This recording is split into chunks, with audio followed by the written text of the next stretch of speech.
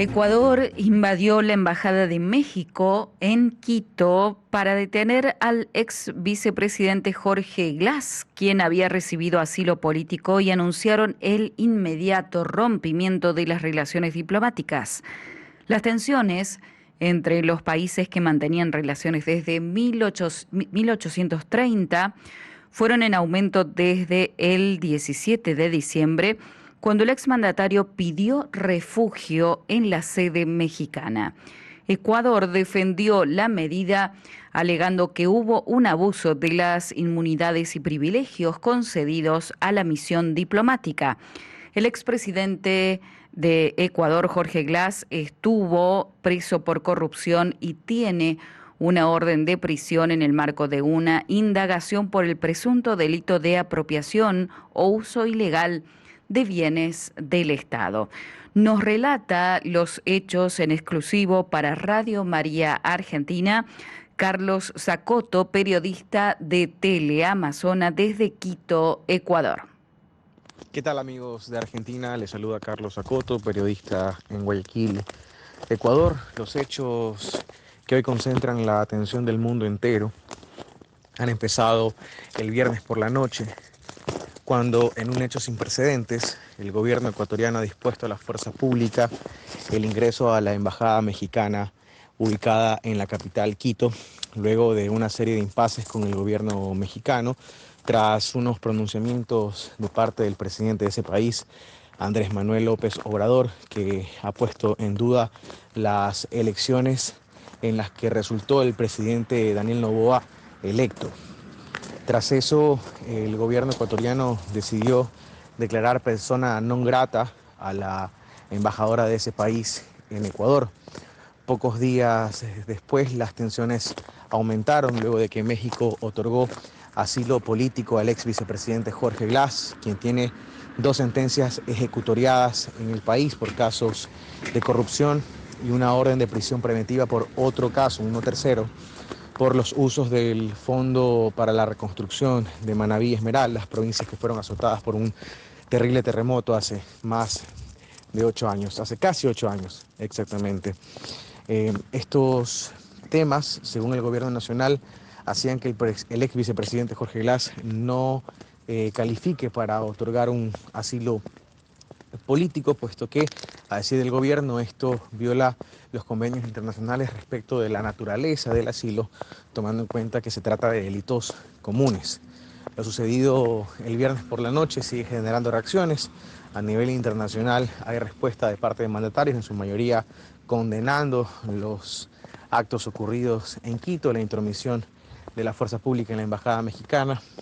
Esta tarde el presidente Daniel Noboa ha dejado la puerta abierta para retomar diálogos con el gobierno mexicano sin desconocer el desacuerdo que existe hasta hoy con la decisión de ese país de otorgar asilo político a una figura del gobierno del expresidente Rafael Correa. Dicho sea de paso, en ese país ya se encuentran entre 2019 y 2020 más de una decena de funcionarios del correísmo, algunos en calidad de asilados, otros en calidad de refugiados, y desde ahí el movimiento político del expresidente Rafael Correa ha operado en la organización de las campañas para las últimas elecciones.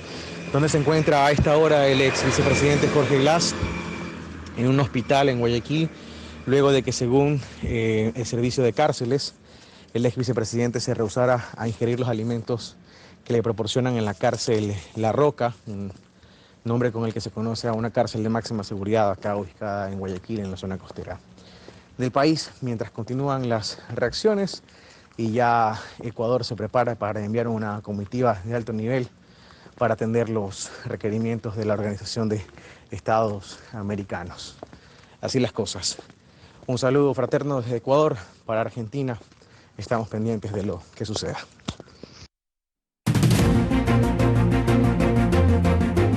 En tanto, México se prepara para proceder legalmente contra Ecuador ante la Corte Internacional de Justicia y denunciarlo ante las Naciones Unidas por la irrupción de sus fuerzas policiales en la Embajada Mexicana en Quito.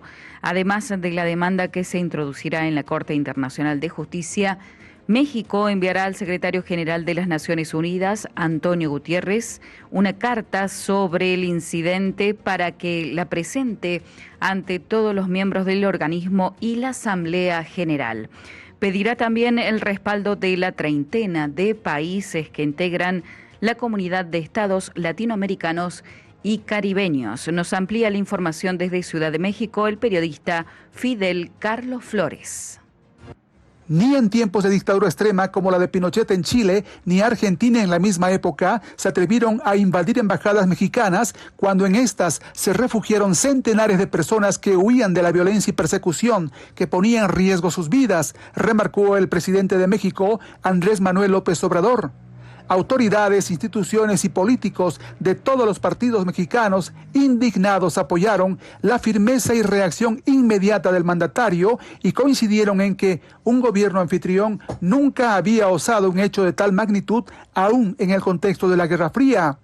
Por tanto, esta violación a la embajada es considerada de facto una invasión directa a la soberanía de México con acciones de respuesta inmediata como el rompimiento de relaciones, entre otras.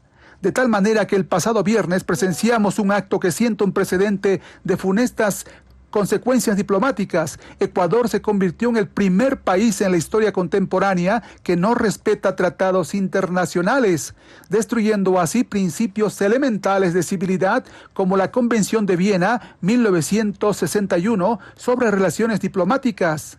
Por otro lado, quedó grabada la agresión de policías ecuatorianos a Roberto Canseco, jefe de Cancillería de la misión, quien fue golpeado cuando trataba de impedir que elementos de seguridad entraran a la sede. Este hecho, sin lugar a dudas, grave por la afrenta cometida contra el país, nos recuerda que la inviolabilidad de las sedes es el principio fundamental de las relaciones internacionales. La circunstancia generó una oleada de solidaridad internacional y condena prácticamente unánime contra el presidente de Ecuador, Daniel Noboa, incluso por organizaciones de su propio país, donde también, por cierto, perdió la mayoría parlamentaria. Hoy lunes, el presidente López Obrador realizó su habitual conferencia de prensa en Mazatlán, Sinaloa, ciudad al norte del país, donde agradeció todas las muestras de solidaridad de la comunidad internacional, entre ellas Estados Unidos y Rusia, y remarcó que no actuará como Ecuador, sin embargo, hará respetar al país en todas las instancias internacionales. También tomó la palabra la canciller Alicia Bárcena, quien manifestó que enviará una carta a Antonio Guterres para que la presente ante todos los miembros de la Organización de Naciones Unidas, también ante el Consejo de Derechos Humanos y la Asamblea General. Otras acciones contundentes serán la demanda ante la Corte Internacional de Justicia solicitando el respaldo de las cancillerías y países de la Comunidad de Estados Latinoamericanos y Caribeños, CELAC, excluyendo a Ecuador, entre otras. Finalizó Fidel Carlos Flores, Ciudad de México.